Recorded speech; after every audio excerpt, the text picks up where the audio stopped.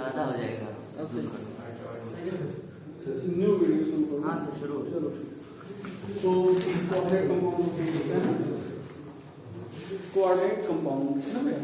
इसमें पहले हम लोग देखेंगे एडिशन कंपाउंड, मतलब जो शुरू कर रहे हैं लोग इसमें addition compound.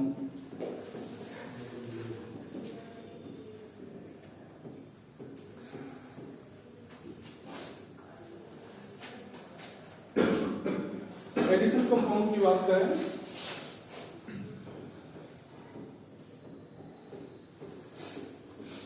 compound which is formed by evaporation, compound which is formed by evaporation of solution of more than one compound.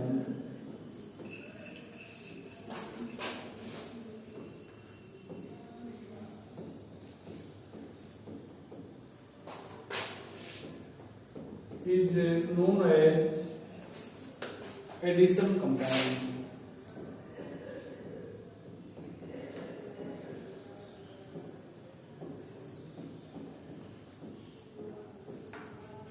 Is known as addition compound. तो ऐसे कोई कंपाउंड जो एक से ज्यादा कंपाउंड के सॉल्यूशन को इवेपोरेट करके बनाया जा रहा है उसको हम लोग क्या कहते हैं, एडिशन कंपाउंड कहते हैं। ठीक है, यहाँ पर ध्यान दिया जाए, जैसे यहाँ पर आप KCl plus MgCl2 plus 6H2O यहाँ पर इवेपोरेट करेंगे,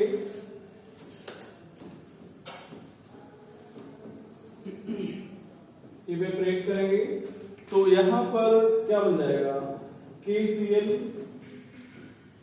MgCl2 6H2O, इसको क्या बोलेंगे, कार्नेलाइट। क्या बोलेंगे, कार्नेलाइट। ठीक है, यहाँ पर ध्यान रखना K2SO4 यहाँ पर Al2SO4 whole thrice plus 24H2O यहाँ पर आप इवेपोरेट करेंगे, इवेपोरेट करेंगे तो यहाँ पर क्या हो जाएगा, K2SO4 Al2SO4 whole thrice 24H2O, इसको आप पोटास एलम बोलेंगे।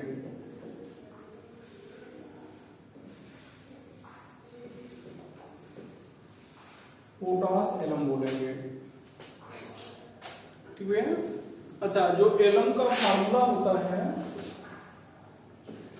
एलम की बात करें तो यहां पर हम लोग इसको M2SO4 M-2SO4 whole thrice 24H2O लिख देते हैं, इसको एलम कहते हैं। क्या होता है, एलम। अच्छा यहां पर ध्यान रखना, अब ये जो M है ये मोनोवैलेंट मेटल है। क्या है, मोनोवैलेंट मेटल। यहां पर लाइक क्या कह सकते हो, लिथियम प्लस लिथियम प्लस नहीं, sodium plus potassium plus rubidium plus caesium plus thallium plus. मतलब जहां पर आपने यहाँ पर पोटेशियम लिखा है वहां पर इनमें से कोई भी एक मेटल ले सकते हो, लिथियम प्लस नहीं, लिथियम प्लस नहीं। अगर आप लिथियम प्लस नहीं, क्यों नहीं, तो आप कहेंगे साइज छोटी होती है क्रिस्टल लैटिस में फिट नहीं बैठेगा। साइज छोटी होती है, क्रिस्टल लैटिस में फिट नहीं बैठेगा। तो यहाँ पर ध्यान दो, यहाँ पर K2SO4 हो सकता है, मतलब पोटेशियम का सल्फेट एलम बनाएगा, लेकिन लिथियम का सल्फेट एलम नहीं बनाएगा। तो आपसे कई बार पूछा जाता है कि किस मेटल का, मतलब किस एल्कली मेटल का सल्फेट एलम नहीं बनाता, तो आप क्या बताएंगे? लिथियम का जो सल्फेट है वो एलम नहीं बनाएगा। क्यों नहीं बनाएगा? साइज छोटी है, इसलिए लैटिस में फिट नहीं बैठेगा। ठीक है। और यहां पर देखा जाए जो M' है ये ट्राईवैलेंट मेटल है।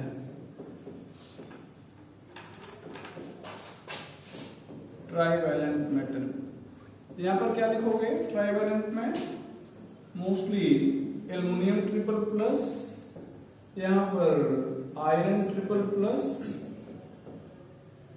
Chromium triple plus. अगर एल्युमिनियम की जगह पर क्रोमियम लिख दिया जाए तो इसको हम लोग क्रोम एलम बोलते हैं। क्या बोलते हैं?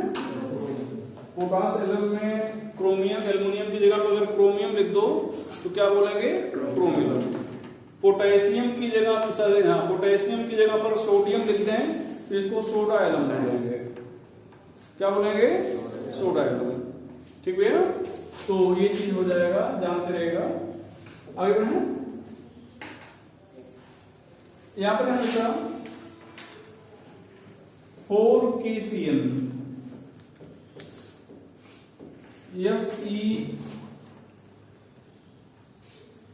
FeCN होल ट्वाइस, यहां पर सॉल्यूशन लेंगे इनका और इवेपोरेट करेंगे, तो यहां पर हो जाएगा K4 FeCN 6। यहां पर हम लोग CuSO4, यहां पर अमोनियम हाइड्रोक्साइड,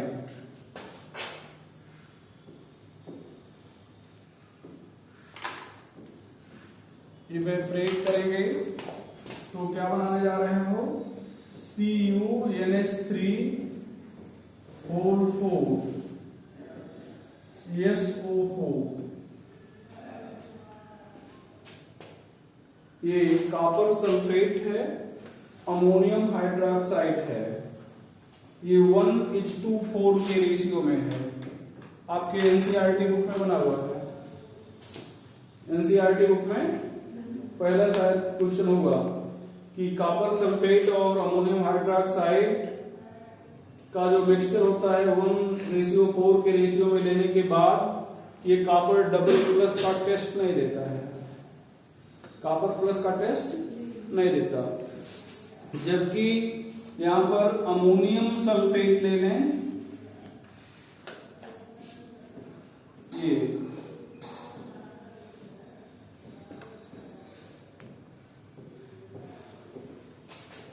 ये फेरस सल्फेट ले लें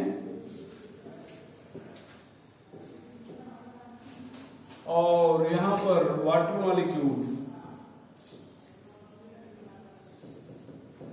क्या बन जाएगा? मोल साल्ट का फॉर्मूला क्या होता है? भैया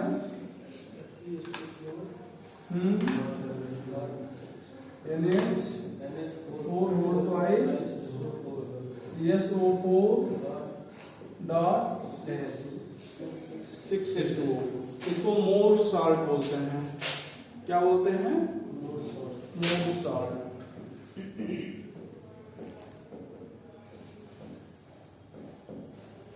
ठीक है यार, ये 1:1 के रेशियो में है। आपसे पूछा जाता है, एनसीईआरटी में बना हुआ क्वेश्चन है, पहले क्वेश्चन है कि कॉपर सल्फेट और अमोनियम हाइड्रोक्साइड का 1:4 के रेशियो में मिक्सचर लेने पर जो मिक्सचर है वो कॉपर डबल प्लस आयन का टेस्ट नहीं देता। ठीक है। जबकि अमोनियम सल्फेट और फेरस सल्फेट का 1:1 के रेशियो में मिक्सचर लेने पर ये फेरस आयन का टेस्ट देता है। ऐसा क्यों? अभी चर्चा तो खैर पूरी हुई नहीं, लेकिन फिर भी तो ध्यान दें बेटा, हम लोग पढ़ क्या रहे हैं, एडिशन कंपाउंड। क्या पढ़ रहे हैं, एडिशन कंपाउंड। तो कितने एग्जांपल लिखे गए एडिशन कंपाउंड के, 5-6 हो गए लगता है, 5। इसमें फोर्थ और थर्ड और फोर्थ को छोड़ दिया जाए तो फर्स्ट, सेकंड, थर्ड ये डबल साल्ट है। मतलब एडिशन कंपाउंड 2 टाइप के होंगे, एक डबल साल्ट होगा और एक क्या होगा, कोऑर्डिनेट कंपाउंड होगा, या क्या कहेंगे, कोऑर्डिनेट कंपाउंड कहेंगे, ठीक है, या कॉम्प्लेक्स कंपाउंड कहेंगे। क्या कहेंगे, कॉम्प्लेक्स कंपाउंड। एक होगा डबल साल्ट, दूसरा होगा कोऑर्डिनेट कंपाउंड या कॉम्प्लेक्स कंपाउंड। तो जो डबल साल्ट होता है वो अपने कॉन्स्टिट्यूएंट आयन का टेस्ट देता है। डबल साल्ट अपने कॉन्स्टिट्यूएंट आयन का टेस्ट देता है, और जो कॉम्प्लेक्स कंपाउंड होता है या कोऑर्डिनेट कंपाउंड होता है अपने कॉन्स्टिट्यूएंट आयन का टेस्ट नहीं देता। तो इस क्वेश्चन का आंसर यही होगा कि जो ये कॉपर सल्फेट वाला मिक्सचर है ये कॉम्प्लेक्स कंपाउंड बना ले रहा है, इसलिए अपने कॉन्स्टिट्यूएंट आयन का टेस्ट नहीं देगा, अर्थात कॉपर डबल प्लस आयन का टेस्ट मतलब नहीं मिलेगा। जबकि ये जो अमोनियम सल्फेट का जो मिक्सचर है फेरस सल्फेट के साथ, ये मोर साल्ट बना रहा, दैट इज डबल साल्ट, ये अपने कॉन्स्टिट्यूएंट आयन का टेस्ट देता है, इसलिए यहाँ पर फेरस आयन का टेस्ट मिलेगा। बात समझ ना? अच्छा, एक बार आईआईटी में पूछा गया था ये प्रश्न, यहाँ पर ये रिएक्शन देख रहे हो, एसिडिक मीडियम में, बेसिक मीडियम में और न्यूट्रल मीडियम में अगर कराया जाए तो बेसिक और न्यूट्रल मीडियम में तो हो जाएगा, लेकिन ये रिएक्शन एसिडिक मीडियम में नहीं होगा। ये रिएक्शन एसिडिक मीडियम में आईआईटी में पूछा गया था, क्यों नहीं होगा? तो आपका आंसर होगा, ध्यान देना, अभी चूंकि अभी तो शुरू कर रहे हैं, बहुत तो पढ़ाया नहीं। तो यहाँ पर ये जो सेंट्रल, इसको कहेंगे सेंट्रल एटम और इसको कहेंगे लिगैंड। तो लिगैंड क्या करता है, लोन पेयर डोनेट करता है सेंट्रल एटम को। अगर मीडियम एसिडिक कर देंगे तो ये जो अमोनिया यहाँ पर है, अमोनिया यहाँ पर जो है, जो लोन पेयर अपना डोनेट कर रहा है कॉपर डबल प्लस को, यही अपना लोन पेयर डोनेट कर देगा H प्लस को, तो बना लेगा अमोनियम आयन, और उसके पास लोन पेयर रहेगा नहीं, इसलिए वो कॉपर को अपना लोन पेयर डोनेट नहीं कर पाएगा। रिजल्ट ये होगा कि वो कॉपर से कोऑर्डिनेट नहीं कर पाएगा, नहीं जोड़ पाएगा, मतलब कॉम्प्लेक्स नहीं है। बात समझ गए ना? तो 2 क्वेश्चन काफी इंपॉर्टेंट आपको बता दिए। आगे बढ़ जाए, तो अभी हम लोग चर्चा कर रहे थे किसकी, एडिशन कंपाउंड की। आगे करें तो ठीक भैया, addition compound is of 2 types.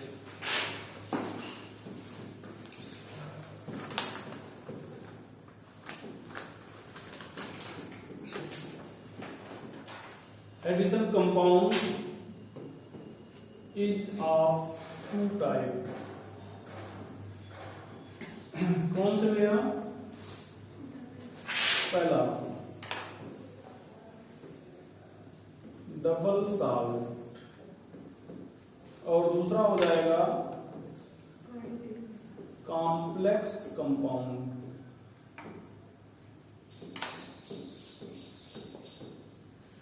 दूसरा हो जाएगा कॉम्प्लेक्स कंपाउंड। तो यहां पर हम लोग बात करेंगे पहले डबल साल्ट की। पहला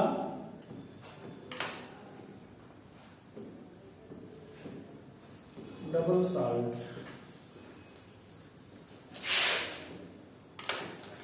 compound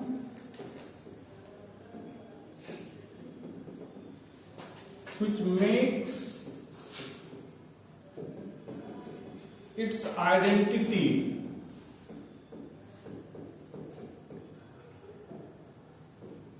only in solid state,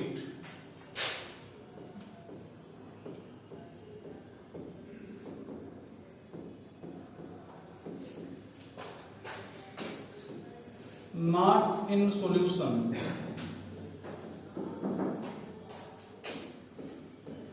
is known as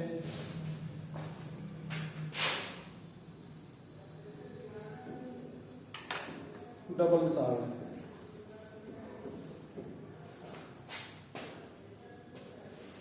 In solution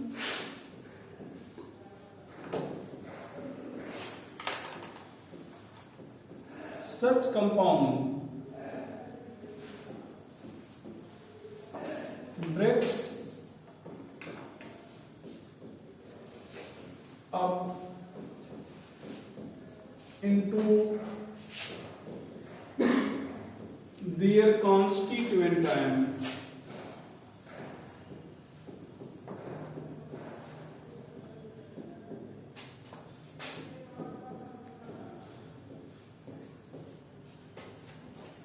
And also gives their test. Gives their test.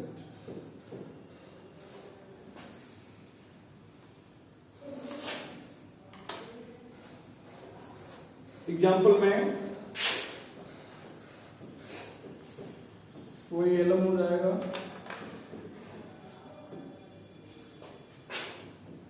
More salt हो जाएगा,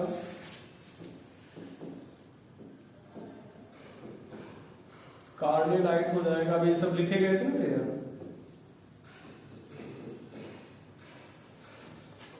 यहां पर ध्यान दें, आपने पोटास एलम लिखा था, K2SO4 Al2SO4 होल थ्राइस, यहां पर क्या लिखे होगा 24H2O, यहां पर सालिक लिख रहे हो, क्या लिख रहे हो? अब यहां पर ध्यान दो, इनको तोड़ दे रहे हैं, 2K plus SO4 double minus 2Al triple plus 3SO4 double minus plus 24H2O।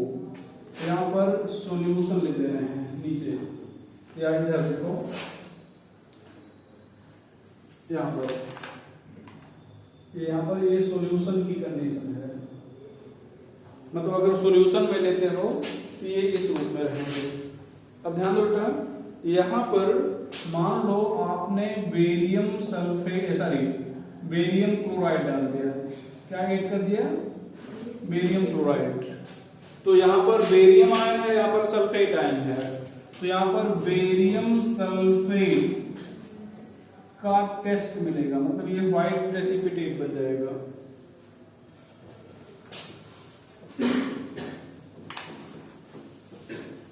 White precipitate बन जाएगा। तो ध्यान दो, ये सल्फेट आयन का टेस्ट दिया है। ऐसे आप मोर सॉल्ट लेंगे, वो भी टूट जाएगा, अमोनियम आयन में, फेरस आयन में, ठीक है, तो भी टूट जाएगा। वहां पर भी आप ऐसे कोई डाल दो तो वहां पर फेरस का टेस्ट मिल जाएगा, ठीक है। तो जो डबल साल्ट होते हैं वो अपने कॉन्स्टिट्यूएंट आयन में टूट जाते हैं और उनका टेस्ट भी देते हैं, ठीक है। ये चीज हो गया। आगे पता है इसको, चलो भैया आगे ये दूसरा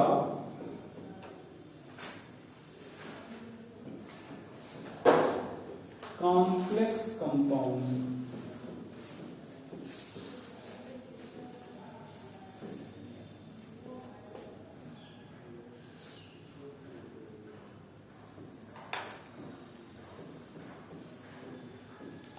compound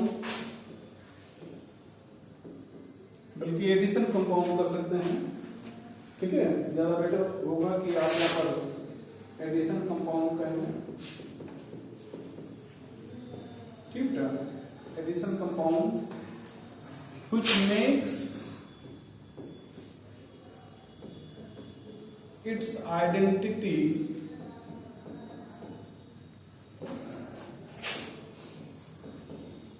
both in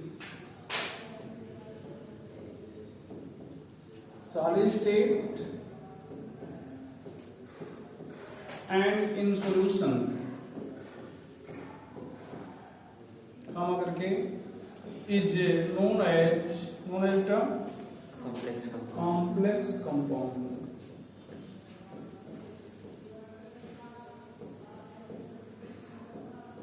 is known as complex compound, तो उनको आप कॉम्प्लेक्स कंपाउंड कहते हैं।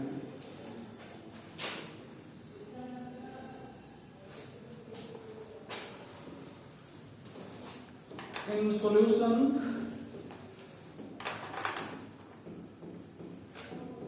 complex compound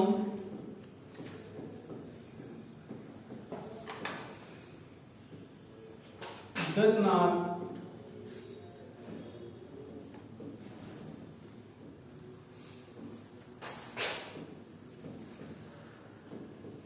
break up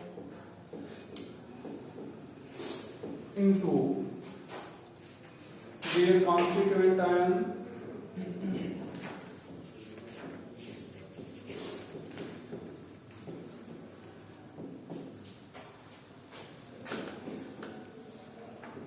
and also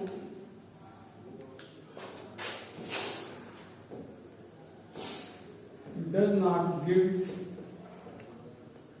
their test.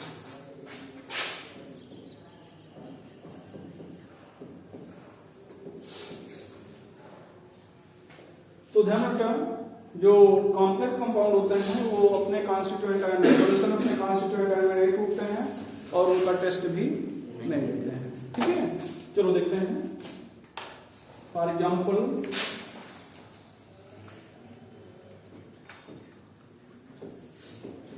यहां पर CuNH3 होल 4 SO4 ये सॉलिड स्टेट में है और यहां पर ध्यान दें, अगर आप सॉल्यूशन में लेंगे तो ये इस रूप में एग्जिस्ट करेगा।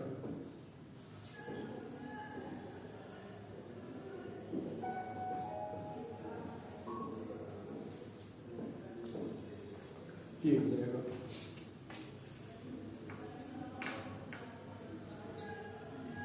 ठीक है, ये सॉल्यूशन में है।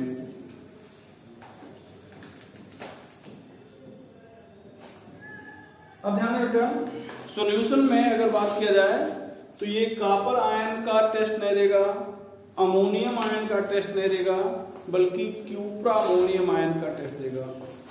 तो यहां पर in solution CuNH3 whole 4 SO4 does not give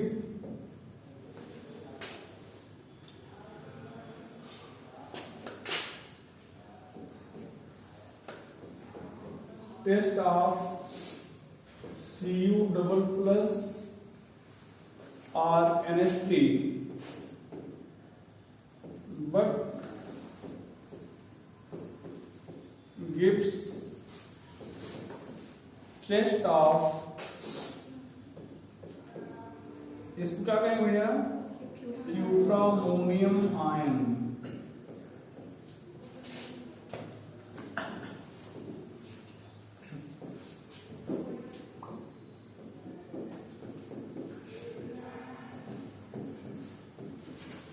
ये हो जाएगा,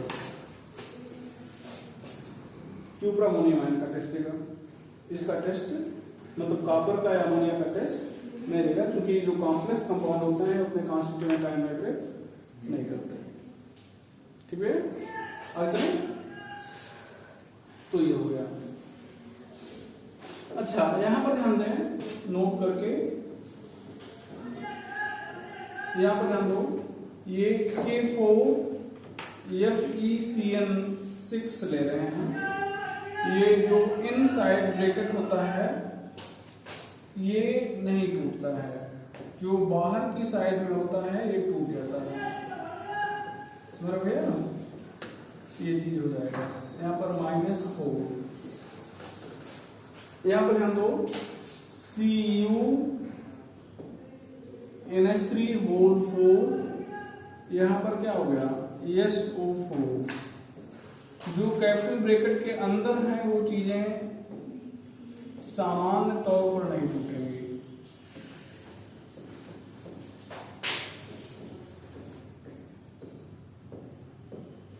यहां पर ध्यान दो, यहां पर अगर देखो तो ये एक मोड़ लिखा गया है, लिखा नहीं गया मोड़, एक मोड़ मानेंगे, एक मोड़ एक मानेंगे, एक मोड़ एक मोड़। यहाँ पर ये नहीं, कई बार ये नहीं पूछते कि कैसे टूटेगा या क्या होगा, सीधे ये जैसे आप सॉल्यूशन वाला चैप्टर पढ़ चुके हो, एक मोल इसका ले लिए, एक मोल इसका ले लिए, किसकी कोलिगेटिव प्रॉपर्टी ज्यादा होगी, जो ज्यादा आयन बनाएगा। तो आयन कौन ज्यादा बना रहा है, यहाँ पर कितने आयन बने, 5, 4 और 1, 5। यहाँ पर कितने आयन बने, 2, 1 और 1, 2। तो आपसे पूछ सकते हैं कौन ज्यादा आयन बनाएगा, तो ये तो सीधा सीधा क्वेश्चन हो गया, कौन ज्यादा आयन बनाएगा। दूसरा आपसे पूछ ले किसकी कोलिगेटिव प्रॉपर्टी ज्यादा होगी, तो जो ज्यादा आयन बनाएगा उसी की कोलिगेटिव प्रॉपर्टी ज्यादा होगी। तो आपको इसका भी रिलेशन मालूम होना चाहिए, आयन और कोलिगेटिव प्रॉपर्टी का क्या रिलेशन है। तो जो ज्यादा आयन बना रहा है उसकी कोलिगेटिव प्रॉपर्टी क्या होगी, ज्यादा होगी। इसका मतलब अगर इसको ले लिया जाए और इसको ले लिया जाए तो इसको हम लोग क्या कहेंगे, पोटेशियम फेरोसाइनाइड, कॉमन नेम है पोटेशियम फेरोसाइनाइड, और इसको कहेंगे क्यूप्रा अमोनियम सल्फेट, इसको स्ट्रिक्चर रिएजेंट भी बोलते हैं।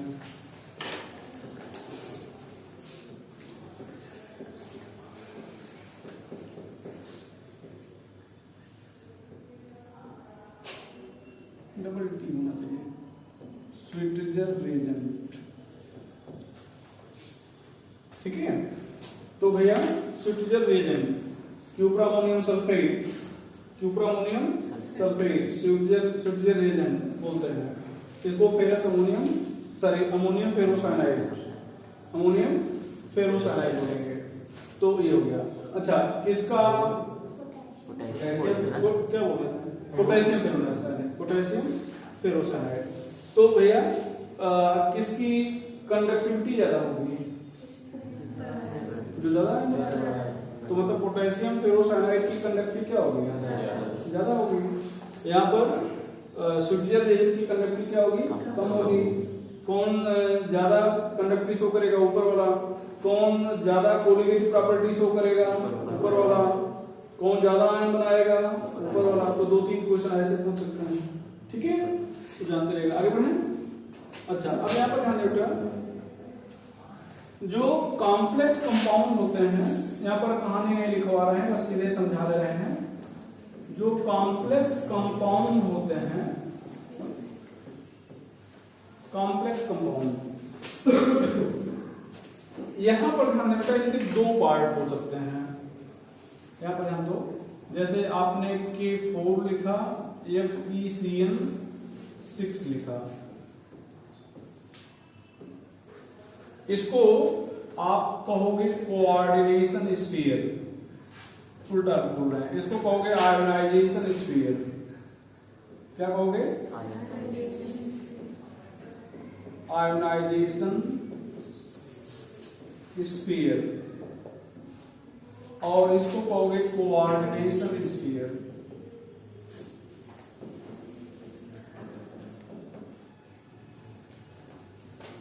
Coordination sphere. तो जो आयोनाइजेशन स्फीयर है, ध्यान रखिएगा, कॉम्प्लेक्स कंपाउंड में है 2 पार्ट, कंपल्सरी नहीं है, में है, हो सकता है 2 पार्ट। कौन से 2 पार्ट, आयोनाइजेशन स्फीयर और कोऑर्डिनेशन स्फीयर। तो अगर ये दोनों पार्ट हैं तो जो आयोनाइजेशन स्फीयर होगा हमेशा आयोनाइज होगा, always ionises.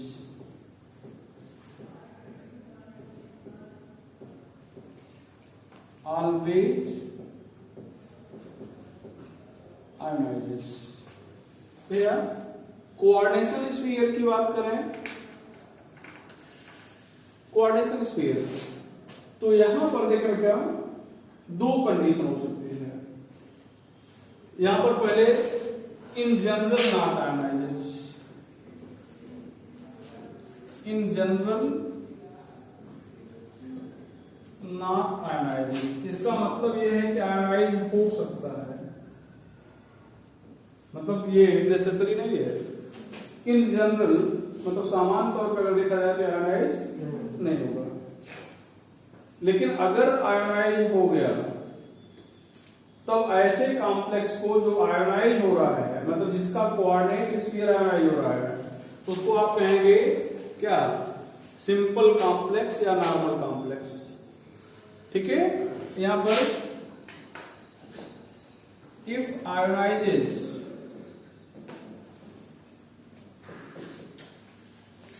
then complex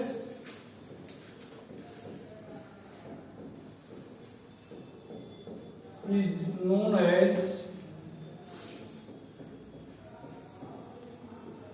normal or simple complex।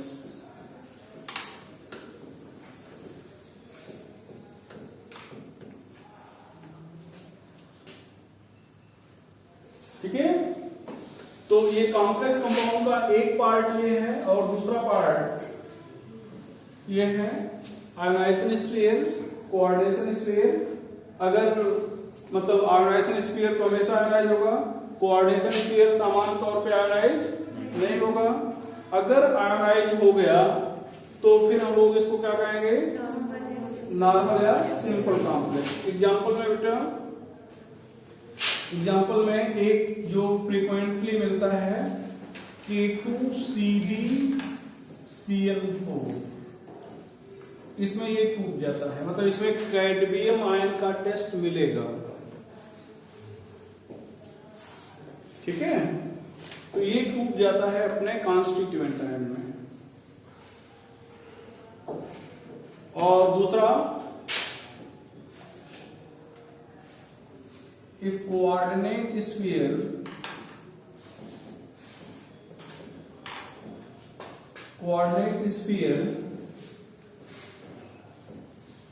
is not ionized,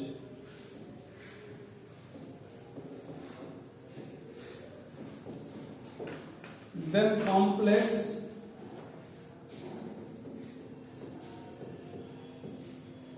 is known as perfect complex।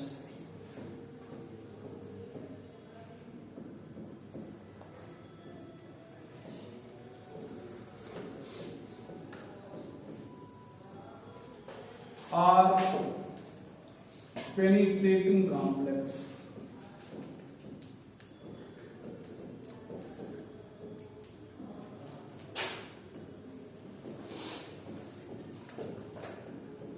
Perfect complex और पेनिट्रेटिंग कॉम्प्लेक्स।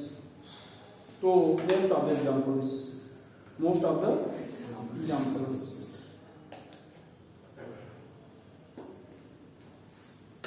ठीक है, तो कॉम्प्लेक्स कंपाउंड के जो मोस्ट ऑफ द एग्जांपल्स हैं वो इसी कैटेगरी में है। अच्छा, कॉम्प्लेक्स कंपाउंड को हम लोग कोऑर्डिनेट कंपाउंड भी कहते हैं। क्यों कहते हैं? क्योंकि इसमें नंबर ऑफ कोऑर्डिनेट बॉन्ड पाए जाते हैं। इसमें क्या पाया जाता है? नंबर ऑफ कोऑर्डिनेट बॉन्ड पाए जाते हैं। तो लिखेंगे complex compound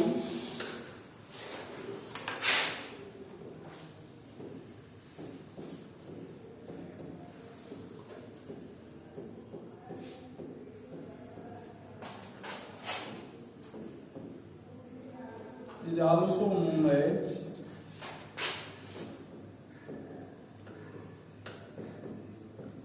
coordinate compound due to having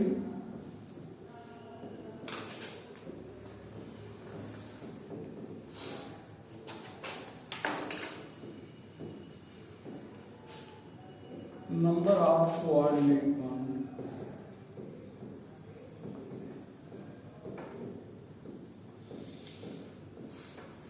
due to having number of coordinate bond. यहां पर ध्यान रखिएगा, इधर ध्यान दीजिएगा। जैसे अभी आप बात कर रहे थे K4FeCN6 की, यहां पर ध्यान दीजिएगा 4K प्लस यहां पर FeCN6 -4, इसको आप सेंट्रल एटम कहेंगे और इसको लिगैंड कहेंगे। चर्चा दोनों पर होगी। ये लोन पेयर रिसीव करता है, लोन पेयर डोनेट करता है। Receive lone pair, donate lone pair. Lone pair donor को आप क्या कहेंगे? लुईस वेस। लेकिन ये कभी कभी एसिड जैसा भी बिहेव कर सकता है, ये लुईस एसिड। तो अगर आपसे कहा जाए कि जो लिगैंड होते हैं क्या हमेशा लुईस बेस होते हैं, तो आप कहेंगे नहीं, कभी कभी ये लुईस, मतलब sometime it also acts as Lewis acid. ठीक है। तो लोन पेयर डोनेट करता है, लोन पेयर रिसीव करता है। तो डोनेट करेगा इसका मतलब उसको हम लोग कैसे दिखाएंगे? यहां पर जैसे आयरन हो गया, ये Cn, ये ध्यान दो, ये Cn।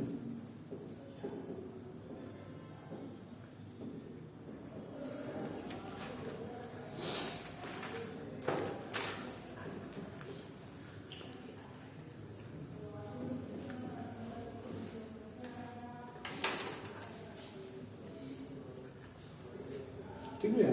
तो ये हम लोग बहुत सारे कोऑर्डिनेट बांध पाए जा रहे हैं, इसको लोग कोऑर्डिनेट कंपाउंड कर रहे हैं। अच्छा, अब थोड़ा सर्च हम आपसे और करें इस पे, सेंटर एटम और लिगेंड पे ज्यादा डिटेल चर्चा होगी। एक और चीज कि जो कॉम्प्लेक्स कंपाउंड हैं इनको बनाने के लिए कंडीशन क्या होनी चाहिए? ठीक है, condition to form complex compound. तो लिख लेंगे condition to form complex compound.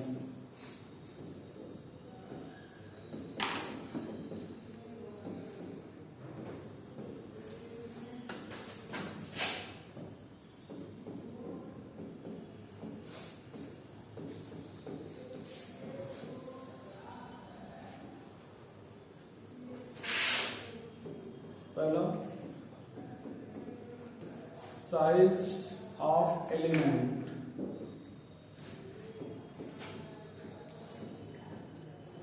Should be small,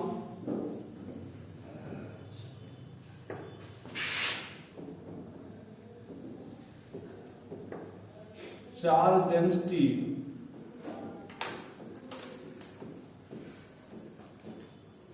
should be high,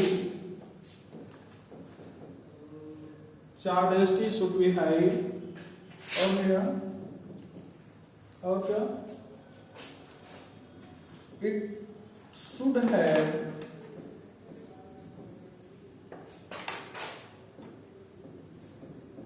vacant d orbital. ध्यान रखिएगा, डी ऑर्बिटल कंपल्सरी नहीं है, वैकेंट ऑर्बिटल होना चाहिए। ठीक है।